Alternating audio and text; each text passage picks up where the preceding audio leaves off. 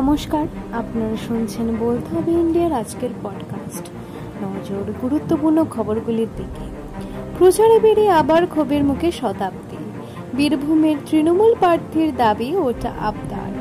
বিচারের সময় বিবেচিত হবে। ইডিকে শাহজাহানের দেওয়া বয়ান প্রত্যাহার পিটিশন নিয়ে বলল কোর্ট। মানিকতলায় বিধায়ক নেই কেন?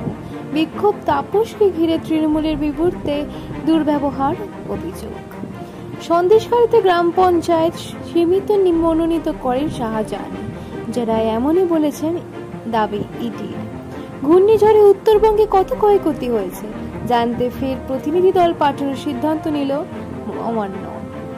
দেশে আর ভোটই হবে না, এখন হয়তো যন্ত্র তৈরি হবে। বিজেপির এক দেশ ভোট আরেক দেশকে আক্রমণ মমতার। অভিষেকের কপ্টারে নাকি সোনার টাকা আছে, ওসব নিয়ে আমরা ঘোরাঘুরি করি না। আয়কর হানা নিয়ে মমতা। কালীঘাটে পয়লা বৈশাখের ভিড়ে সন্তুষ্ট নন সেবায়ত ব্যবসায়ীরা।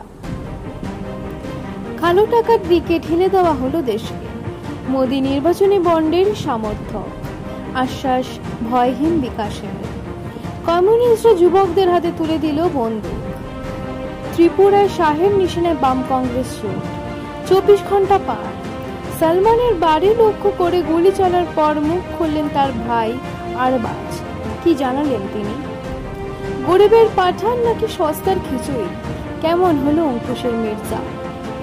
80 মিনিটে দ্বিতীয় গোল। কামিন্সের গড়ে 2-0 এগিয়ে মোহনবাগান। ফর্মে ধোনি।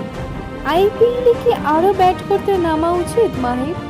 প্রয়াত আন্টার টেস্টে ইংল্যান্ডের সফলতম স্পিনারের বয়স হয়েছিল 78 বছর।